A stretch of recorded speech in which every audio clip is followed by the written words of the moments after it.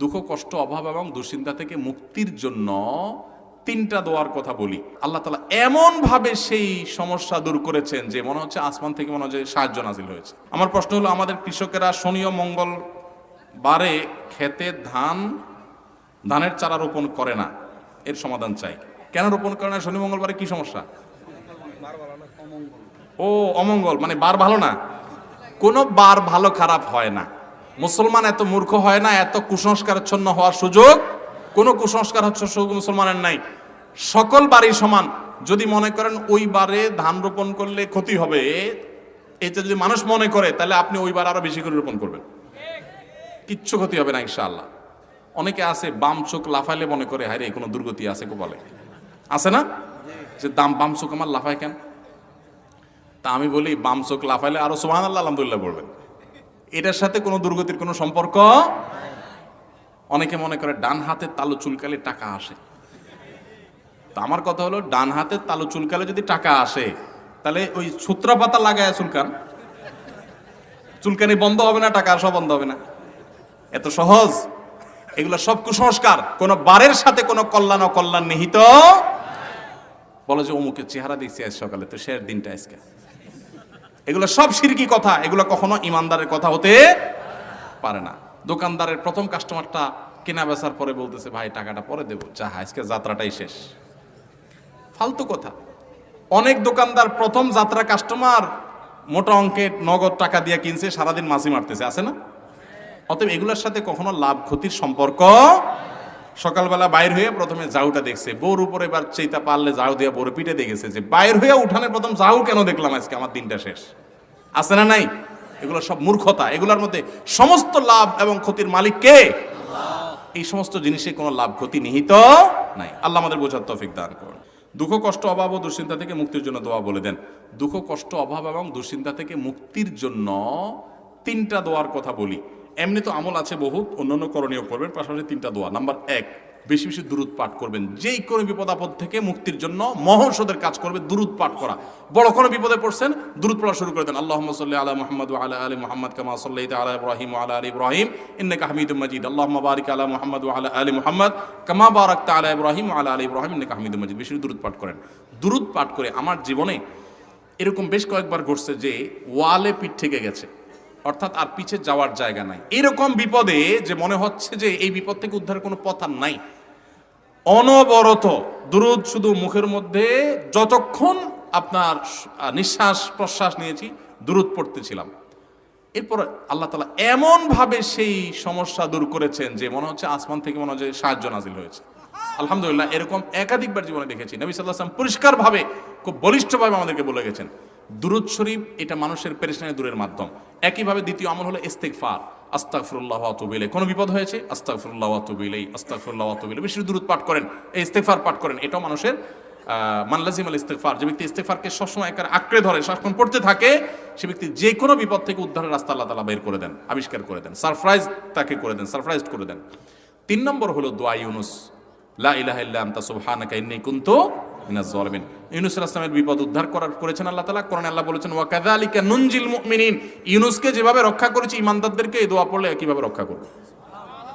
অতএব দুরুদ, ইস্তিগফার, দোয়া ইউনুস, এই 3টা আমল খুব বেশি করবেন, ইনশাআল্লাহ যে কোনো পেরেশানি থেকে মুক্তি লাভ করবেন। আবার পেরেশানি থেকে মুক্তি লাভের আলাদা দোয়াও আছে। আল্লাহুম্মা ইন্নী আউযু বিকা মিনাল হাম্মি ওয়াল হাযান। আল্লাহ টেনশন পেরেশানি থেকে মুক্তি চাই, দোয়া পানা চাই। ওয়া আউযু বিকা মিনাল আজজি ওয়াল কাসাল। আল্লাহ অক্ষমতা থেকে, অলসতা থেকে আপনার কাছে পানা চাই। এই দোয়া বিশেষ করে পড়বেন এবং সেই সাথে গুনাহ থেকে মুক্ত থাকবেন। দান সাদাকা করলে বিপদ দূর হয়। যদ্দূর পারেন দুধ দান করেন, বিপদ আপদে পড়লে ইনশাআল্লাহ আল্লাহ তাআলা উদ্ধার করবেন। আল্লাহ আমাদের সবাইকে সুখী, সমৃদ্ধ এবং ঈমান আমলের সাথে আমাদের পুরো জীবনকে কাটাবার তৌফিক দান করুন। পীরের মুরিদ না হলে নাকি পরিচয়হীন ছাড়া থাকে এবং তার পীর মুরব্বী শয়তান হয়। আমাদের দেশে অনেকে মনে করে যার কোনো পীর নাই তার পীর শয়তান। এটা কোনো সঠিক কথা না ভাই, এটা আমাদের নিজেদের মন গড়া কথাবার্তা।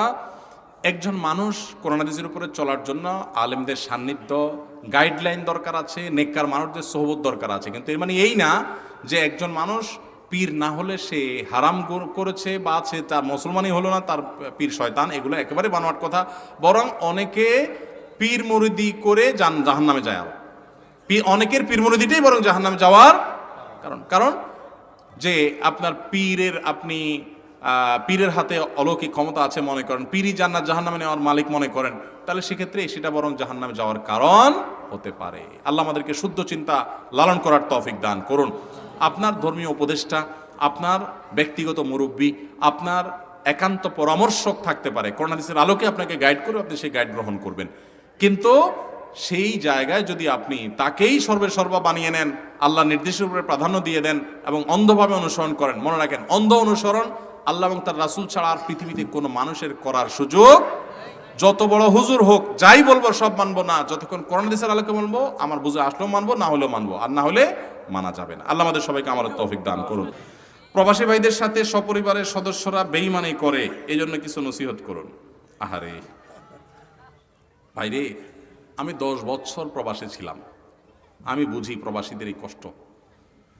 প্রবাসীদেরকে আমি বলি সব সময়, কিছুদিন আগে সাউথ কোরিয়াতে গেছিলাম প্রবাসীদের একটা বড় প্রোগ্রামে, আমি বলেছিলাম যে আমাদের প্রবাসী ভাইদের অবস্থা হলো, এই বেচারাদের কোনো দেশ নাই, প্রবাসীদের কোনো কি নাই, দেশ নাই। কিভাবে দেশ নাই? এরা যদি নিজের দেশে আসে, প্রবাসীরা যদি দেশে আসে, বাজারে ঘাটে রাস্তায় দোকানে সবাই বলে বিদেশি আসছে। কি বলে? বিদেশি। তাহলে নিজ দেশে সে কি? বিদেশি। আর সে যেই দেশে থাকে ওটা যদি মিডল ইস্ট হয় তো বলে আজনবী। আজনবী আজনবী মানে বুঝেন? আজনবী মানে অচেনা, অজানা, অপরিচিত, মানে এর চিনি না, মানে এটা আমাদের দেশের না, মানে বিদেশি, সোজা কথা। তো বেচারা প্রবাসী যে দেশে থাকে ওরাও ওই দেশের লোক হিসেবে স্বীকার করে না, আর নিজের দেশে আসলেও সবাই বলে কি আসছে? বিদেশি আসছে। তো বেচারা কোনো দেশ আছে? নাই।